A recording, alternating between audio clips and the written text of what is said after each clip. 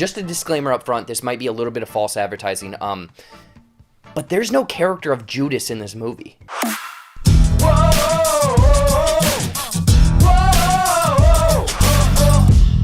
What's going on, everybody? Welcome back to JBuck Studios, your home for reviews, reactions, and of course, ridiculousness. And we're jumping into a movie that I was lucky enough to see at Sundance. It's coming to HBO Max in a couple weeks, I believe, or actually this Friday.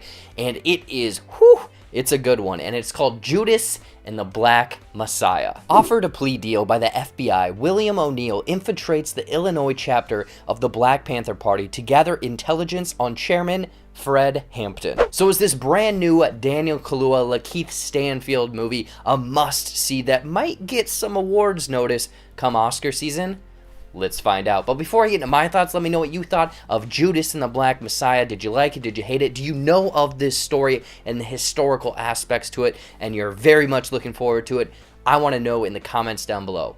Anyways, now let's get into some of the good. Starting off with Judas and the Black Messiah, I mean, I knew nothing about this. I am not a historical buff. I don't know much about American history, and I think that is the one thing that really grabbed me the most. Of this story happening in Illinois, I believe it's kind of a Chicago area and whatnot, and the historical ramifications at this time, the rise up of the revolution, civil rights, the Black Panther Party. I think that they did a wonderful job in this movie of crafting that time period, of crafting the tensions, of showing how everyone was just fighting to just get a leg up essentially in life. And I think I really appreciated that, because it was like, oh shit, this is real stuff. This is historical and whatnot. So I think that those moments really drew me in. But the way that everything played out, I think, was absolutely intriguing, fascinating, and honestly kind of disgustingly gross, because it parallels things that are still happening in the United States, in the world right now. And this movie happened 50 plus years ago, or this was set 50 years ago. So I mean, just seeing those ramifications and kind of the political tensions and the fight, the struggle for this revolution at that time was something that I'm like, holy crap. Not only is this an entertaining, interesting story and look at historical events, this can be used as a learning tool, essentially. But enough of me rambling on about the historical relevance brought into today. The performances, man. I remember watching this and tweeting out and being like, Daniel Kaluuya needs to stop being so damn good at acting. And he is obviously at the forefront playing this Fred Hampton character, the chairman of the Black Panther Party, I guess, in Illinois at this time. This guy is amazing. I mean, he not only personifies this persona or this character, but he is hard-hitting when he's giving these speeches. The way that he has cadence and really just draws you in, gains your attention.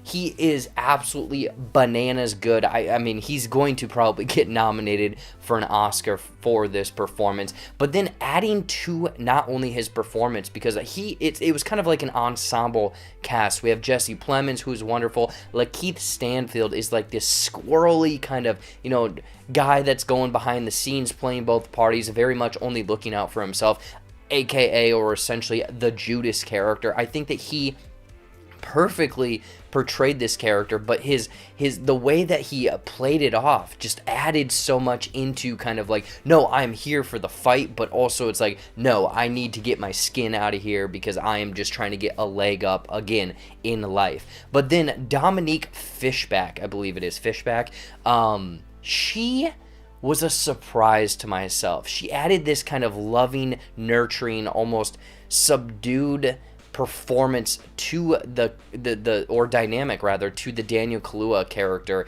of adding like, oh, this person not only is here for the fight, but he also is this loving, caring person. And Dominique was able to get that out of the character. But not only that, it shows the struggles of like, okay, my husband, boyfriend, significant other is fighting for this thing, and if he dies, I'm left here. This is me. This is my life. So it's an interesting dynamic for sure. But the reason these performances were so damn good is because the tension and intense scenes that they were put in, like a car scene where someone is essentially like having an intense conversation, and if they say the one wrong thing or a wrong word, they're going to get their head shot off, or an intense conversation between, again, a loving couple and kind of like where are their motives and whatnot. Or even there's this one scene where Daniel Kaluuya's character, Fred Hampton, is coming out, and it just felt like the tone that they were going for, the vibe, and the way that it was shot, it honestly felt like a prize fighter coming out into the ring, showing us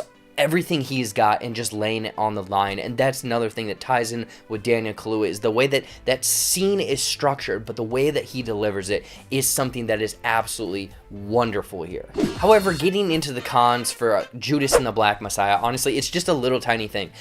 I love this movie. It's structured well, it's acted well, all of that. I just wish that they would have gone a little bit further into kind of the mind, the personal life, or the behind the scenes look of this Fred Hampton character. I mean, he is the main character, kind of sharing the spotlight with Lakeith Stanfield and whatnot, but I just wish that we would have maybe gotten more of this character, because at the very end, they kind of lay out, you know, the real life historical moments and kind of what this character had gone through, and I'm just kind of wishing that we would have gotten maybe a little bit more into his character, into the kind of the maybe personal struggles, because on stage in front of these people, he looked like a cool, calm cucumber that was leading the revolution.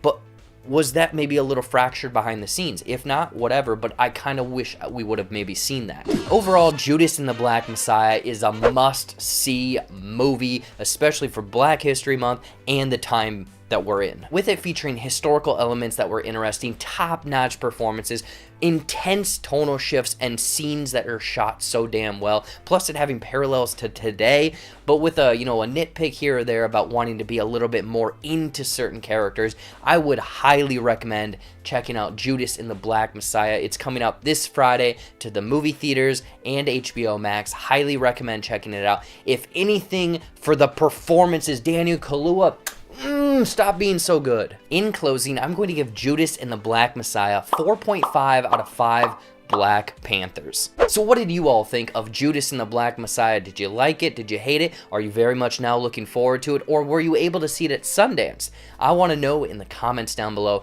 Anyways, though, as always, thank you so much for watching. Watch some more videos up there, or right over there, you know, brand new content every single week here on the JBuck Studios channel. Plenty more reviews this week, some Sundance stuff, some new stuff, WandaVision on Fridays, because that is ramping up. Follow all of my social media down there, especially my TikTok. I'm doing some fun things over there. Like this video, subscribe to the JBuck Studios channel, and until next time, we'll see you later.